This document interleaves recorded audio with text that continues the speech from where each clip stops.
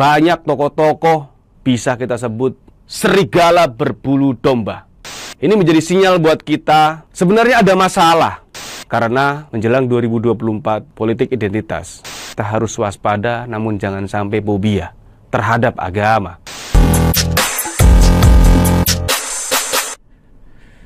Berbicara fenomena saat ini yang sedang ramai diperbincangkan masyarakat tentang khilafah, tentang ulama-ulama su'u, ulama jahat yang faktanya di masyarakat bukan menyejukkan tapi malah justru memprovokasi masyarakat sehingga masyarakat terpecah belah. Orang-orang yang mengusung khilafah sejatinya mereka bukan agamawan. Mereka ini orang-orang yang ingin berkuasa, menggunakan agama sebagai kedok untuk memuluskan ambisinya. Fatalnya adalah kita saat ini tidak menganggap hal itu adalah ancaman. Kita ingat Suriah, Libya hancur karena provokasi, radikalisme yang mengatasnamakan agama. Dan di Indonesia sebenarnya sudah di copy paste teori konflik dan Indonesia tidak hancur. Ini menjadi tanggung jawab kita bersama ke depan untuk mengedukasi masyarakat bahwa keberadaan mereka itu ada, bahkan sudah ada di sekitar kita.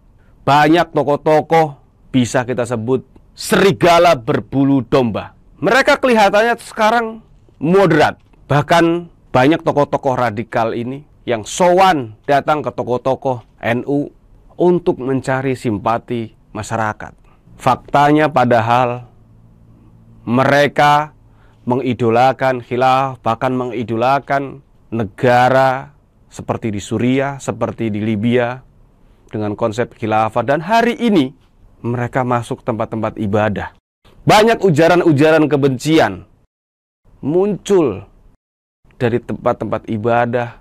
Banyak para pendakwah yang mengatakan, jangan ikuti ulama yang mendukung pemerintah, ikutilah ulama yang dibenci sama pemerintah. Ini bahaya. Bahkan beberapa waktu yang lalu, Ustadz Abu Somad yang juga dilarang masuk ke beberapa negara. Ini menjadi sinyal buat kita, sebenarnya ada masalah. Mari kita lihat secara jernih.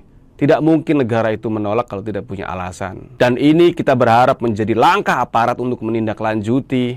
Jangan sampai tokoh-tokoh agama yang sudah memprovokasi, yang seperti serigala berbulu domba ini eksis di masyarakat. Karena menjelang 2024 politik identitas, manipulasi agama kemungkinan akan naik kembali. Jadi kita berharap masyarakat bijak, masyarakat cerdas, menyaring informasi, jangan sampai menjadi korban hoax atau menjadi pelaku karena turut menyebarkan informasi yang salah. Mari yang waras jangan diam. Bila ada ujaran kebencian, provokasi, mengatasnamakan agama, mari kita lawan. Jangan kasih tempat mereka untuk berkembang di sekitar kita. Kalau kita tidak waspada, maka keluarga kita, lingkungan kita akan menjadi sasaran mereka. Nasionalisme bukan hanya ketika ada event-event tertentu. Nasionalisme adalah merasa terancam. Bahwa kalau mau jujur, hari ini kita sudah dikepung oleh banyak sekali persoalan, ancaman, tantangan, hambatan, dan gangguan. Dan kita sudah terkepung dari segala penjuru. Kita sudah terdomba antar suku, antar agama, yang seagama pun kita ribut. Jadi pihak-pihak yang menghendaki Indonesia hancur bertepuk tangan. Mari kita evaluasi pergerakan kita. Mari kita tingkatkan semangat nasionalisme kita. Kita harus waspada, namun jangan sampai fobia terhadap agama. Karena kalau kita fobia terhadap agama, justru kita akan dekat dengan pergaulan bebas, narkoba, dan lain sebagainya. Waspada dengan jargon-jargon yang diserukan oleh kelompok radikalisme dengan Islamofobia. Padahal sejatinya mereka lah yang Islamofobia. Jadi masyarakat sudah jelas mengetahui bahwa khilafah ini tidak bicara hanya yang manis, tapi bicara tentang berdarah-darah. Jangan sampai negara kita hancur karena orang-orang yang mengatasnamakan agama ini. Semoga dengan yang waras ini bergerak, Indonesia aman dan damai.